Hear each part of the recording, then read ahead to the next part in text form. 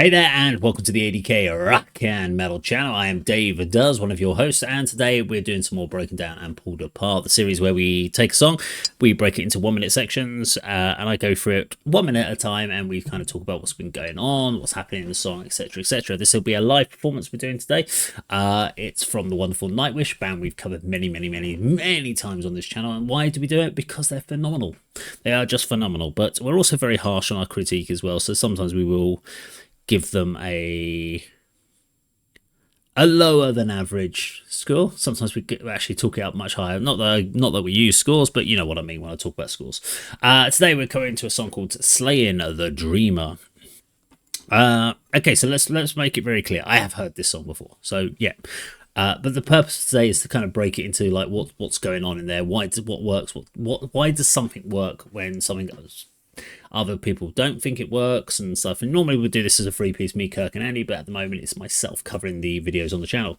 We're going to play you the first minute for you at home. Let's see what it's all about. So this is from a live performance. It's official live, so let's do it.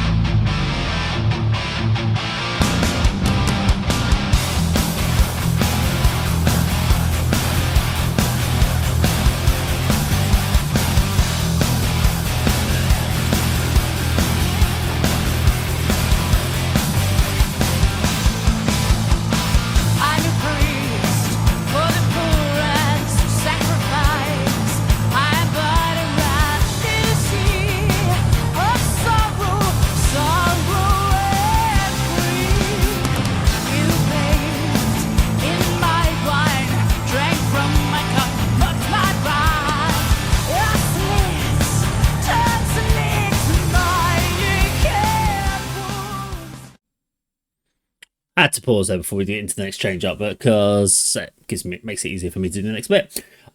Great riff at the beginning. I mean, this is a great headbangy rock out riff. It's that mid-tempo range. I mean, we must be somewhere around like the 120, 125, probably about 120 actually, beats per minute. So this is a good headbanging, head nod sort of section.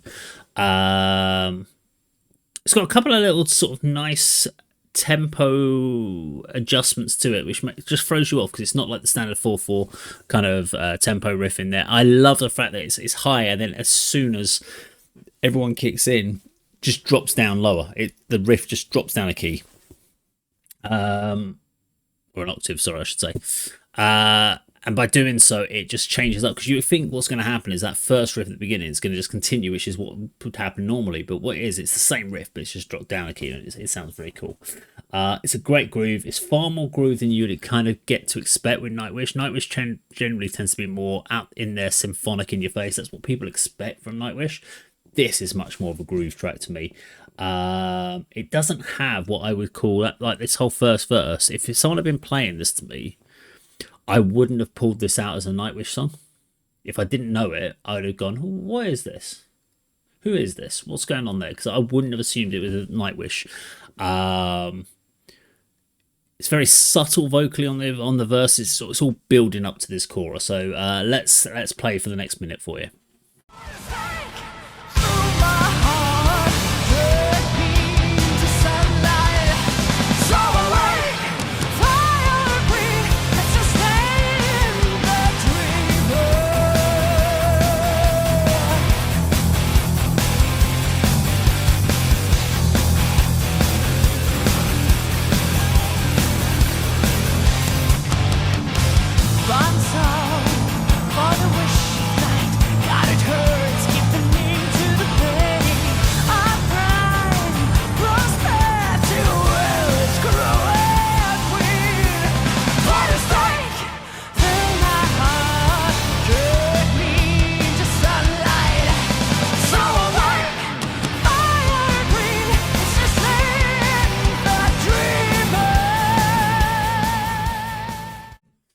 Okay, we've got a solo coming in here, so I just wanted to stop just before the solo.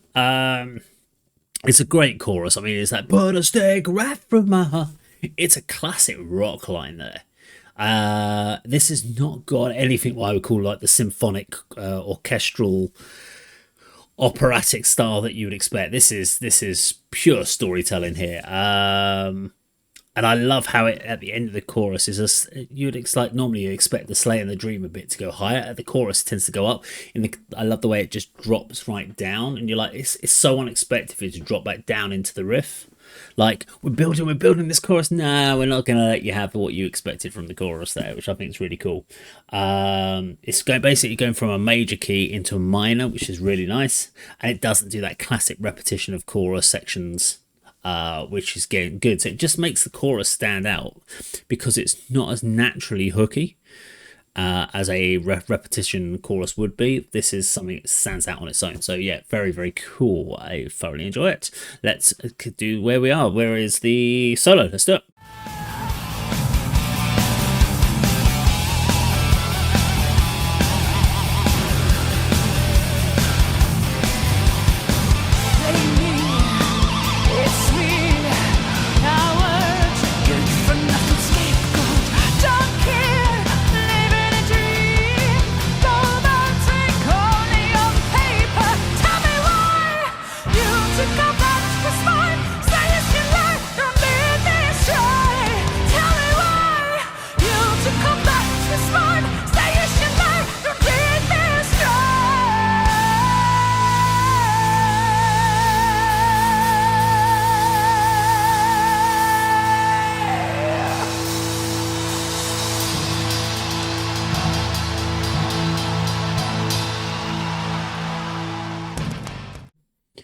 Got to stop it right there because we know what's coming up. We've got this big riff coming in here, but basically, let's have a look here. Beautiful little solo there.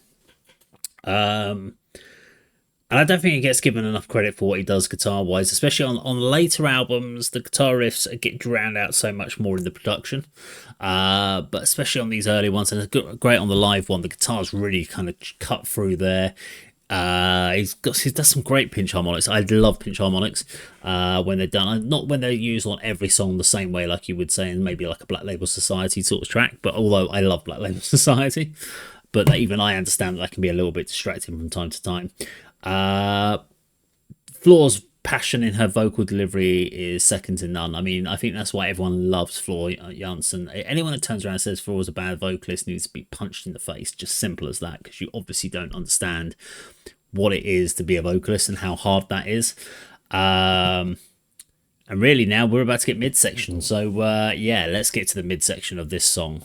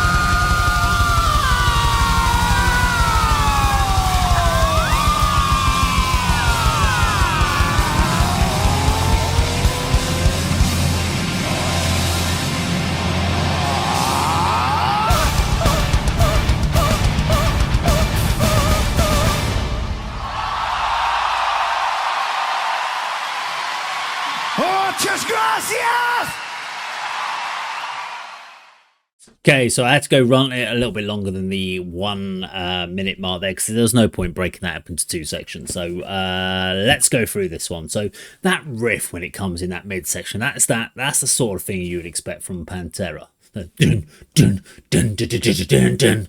I mean, it's great. It's a headbang. It's the sort of thing that just gets you absolutely wants to get you just pounding away, heads going. You know, it's the thrash bands that would have loved to drop that into the middle of a song. Really, it's just phenomenal. The vocals over this section are massively theatrical. It's a step up. I mean, based on where the vocals were for the verses and choruses, they're obviously very much storytelling. So this is where the second part of the story comes in. For me, don't add anything musically to the song. If anything, it was a distraction vocally at this point. So I'm not a big fan of the vocals over that midsection, and the doesn't work for me in the slightest. That actually just really put me off the song. I almost want to be able to get the song and then just take all of the vocals off that last section. I understand what they're doing. I mean, Floor's vocals doing it's second nature to her. She doesn't have to work at all to do it. She's just like, it's very simple for her to do. It's a big over top outro, the scream, which was quite fun and quite music there. If it had been anyone other than Nightwish doing it, let's say if a local band in a local venue had done that delivery at the end, I'd have been kind of going, what the hell are you doing? I get what you're trying to do, but it wouldn't be. I don't know if the vibe was there for that section of the song. I don't know. It didn't work for me, that last part of the song. I loved everything up to there. I loved the riffs that are going on, but the vocal sections and the planning over the top could have just been done musically, instrumentally, with keyboards doing those sections. It didn't need the vocal parts in those sections to make it sound cool, and it just made it a little bit more of a distraction. However, I still love the track. It's still a great song by Nightwish. So I don't know. Let me know what you think in the comments down below. If you enjoyed our video today, please do like, share, and subscribe, and I'll see you on another video sometime very soon. Take care.